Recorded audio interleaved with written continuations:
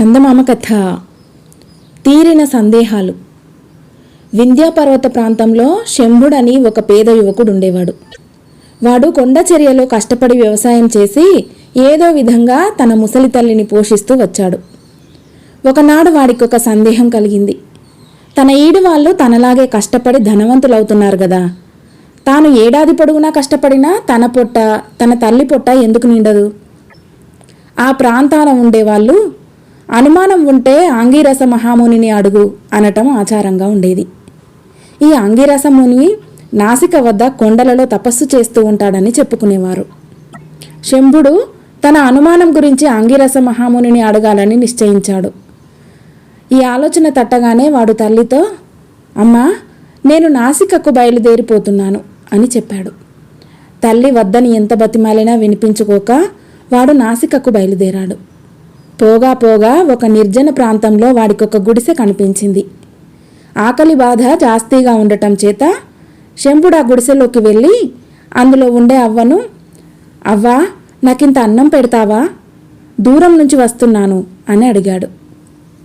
అవ్వ వాడికి అన్నం పెట్టి, అయితే నాయనా, నువ్వెక్కడికి పోతున్నావు? ఏం పని మీద పోతున్నావు అని అడిగింది. నేను ఎంత కష్టపడినా నా దారిద్ర్యం ఎందుకు తీరదో ఆంగీరస మహామునిని అడగబోతున్నాను అన్నాడు శంభుడు. అయితే ఆయనను ఇంకొక విషయం కూడా అడుగు బాబు. నా మనవరాలు 18 ఏళ్లది, చక్కని చుక్క, కానీ అది ఎన్నడూ మాట్లాడి ఎరగదు. దానికి మూగతనం ఎలా పోతుందో కాస్త అడిగి వస్తావా అన్నది అవ్వ. శంభుడు సరేనని అక్కడి నుంచి బయలుదేరి మళ్ళీ నడక సాగించాడు. పోగా పోగా ఒక ఊరి వెలుపల వాడికొక ఇల్లు కనిపించింది. వాడా ఇంటి దగ్గర ఆగి ఇంటి యజమానితో, అయ్యా, దూరం నుంచి వస్తున్నాను, ఆకలిగా ఉంది, కాస్త అన్నం పెట్టిస్తారా అని అడిగాడు. ఆ ఇంటాయన శంభుడికి తనతో పాటు అన్నం పెట్టించి, అయితే నాయనా, నువ్వెక్కడికి పోతున్నావు? ఏం పని మీద పోతున్నావు అని అడిగాడు.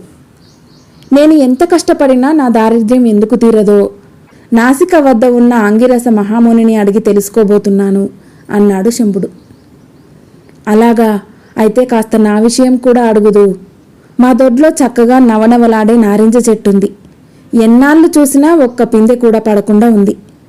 ఆంగిరస మహామునిని అడిగి కారణం తెలుసుకువస్తావా అని అడిగాడు గృహస్థు. సరేనని శంభుడు పోగా పోగా ఒక కీకారణ్యం మధ్య వాడికొక ఆశ్రమం తగిలింది. ఆ ఆశ్రమంలో ఉండే ముని దగ్గరికి వెళ్ళి శంభుడు, స్వామి, ఆకలిగా ఉన్నది, అన్నం పెడతారా అని అడిగాడు. ముని వాడికి భోజనం పెట్టి, నువ్వెక్కడికి పోతున్నావు?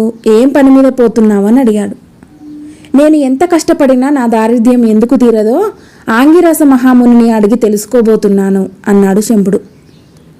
అయితే ఆయనను నా అనుమానం కూడా ఒకటి అడుగుతావా ఏమిటి? ఎంతో కాలంగా నేను కొన్ని సిద్ధుల కోసమే తపస్సు చేస్తున్నాను. కానీ నా తపస్సు ఎంతకాలానికి సిద్ధించకుండా ఉంది. కారణం తెలుసుకువస్తావా అన్నాడు ముని. శంభుడు సరేనని బయలుదేరి చాలా రోజులు ప్రయాణం చేసి ఆంగిరస మహాముని ఉండే చోటు చేరుకున్నాడు. ఆ మహాముని శంభుణ్ణి ఎంతో ఆదరంతో తన ఆశ్రమంలోకి తీసుకుపోయి వచ్చిన పని అడిగాడు. మహాత్మా, నేను 4 సందేహాలు తమరిని అడిగిపోదామని వచ్చాను అన్నాడు శంభుడు. నాకు 3 సందేహాల కన్నా ఎక్కువ తీర్చే నియమం లేదు నాయనా. నీ సందేహాలలో ఒకటి వదిలేసి మిగిలినవి అడుగు, వాటికి తగిన సమాధానాలు చెబుతాను అన్నాడు ఆంగిరస మహాముని. శంభుడు కాసేపు ఆలోచించి అన్ని సందేహాలలోకి తన సందేహమే చచ్చు సందేహం అనే నిశ్చయానికి వచ్చాడు. తర్వాత వాడు మూగపిల్లను గురించి, గృహస్థు దొడ్లో ఉన్న కాపులేని నారింజ చెట్టును గురించి, సిద్ధించని ముని తపస్సును గురించి మహామునిని అడిగి ఆయన ద్వారా సమాధానాలు తెలుసుకున్నాడు. తర్వాత వాడు ఇంటికి ప్రయాణమై మొదట ముని ఆశ్రమానికి వచ్చాడు. ముని ఆత్రంగా, ఆంగీరసుడు ఏమన్నాడు నాయనా అని అడిగాడు.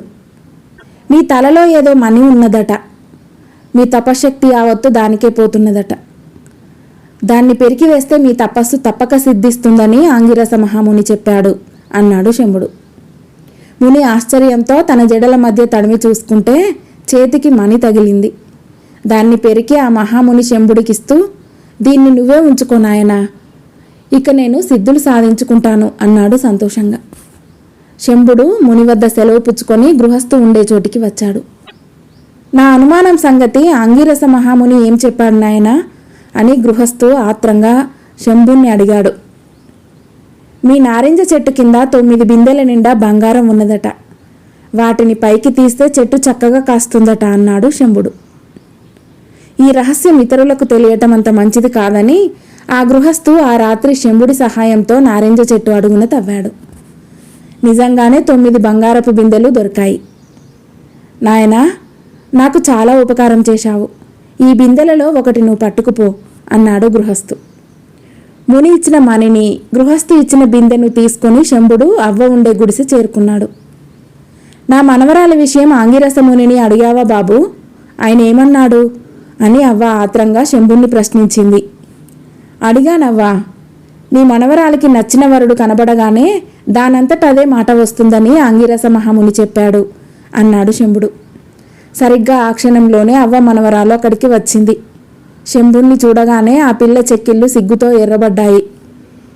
ఆమె అవ్వతో, ఈయనెవరమ్మమ్మ అన్నది. అవ్వ ఆశ్చర్యంతో నిర్ఘాంతపోయి, నిజంగా నీ నోట మాట వచ్చిందా?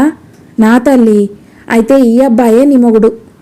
మీ ఇద్దరికీ ఇవాళే పెళ్లి చేయిస్తాను అన్నది ఆనందంతో. ఆ ప్రకారమే శంభుడు ఆ పిల్లను పెళ్లాడి ఆమెను, బంగారపు బిందెను, మణిని వెంటబెట్టుకొని ఇంటికి తిరిగి వచ్చాడు. ఈలోపుగా శంభుడి తల్లి కొడుకు కోసం ఏడ్చి కళ్ళు పోగొట్టుకొని గుడ్డిదైపోయింది. కొడుకు గొంతు విని ఆనందించిందే తప్ప ఆమె వాణ్ణి కళ్ళ చూడలేకపోయింది. తన కోడలిని కళ్ళ చూడలేకపోయింది. శంభుడు మణిని తీసి తల్లి కళ్ళకు దగ్గరగా పెట్టి, ఇదైనా కనిపిస్తున్నదా అమ్మా అని అడిగాడు. తల్లి దాన్ని తీసుకొని తన కళ్ళకు ఎంతో దగ్గరగా పెట్టుకొని, కనిపించటం లేదు నాయనా అంటుండగానే ఆ మణి ఆమె గుడ్డి కళ్ళకు తగిలింది. ఆ మరుక్షణమే ఆమె కళ్ళు యథాప్రకారం వచ్చేశాయి. ముని చేసిన తపస్సంతా దిగమింగిన ఆ మణి చాలా మహిమగలదని శంభుడు తెలుసుకున్నాడు. దాని సహాయంతో తనకు ఏ కష్టాలు రాకుండా చూసుకుంటూ, బంగారంతో తన కోరికలన్నీ తీర్చుకుంటూ అతను తన భార్యతో ఎంతో కాలం సుఖంగా కాపురం చేశాడు. కథ సమాప్తం.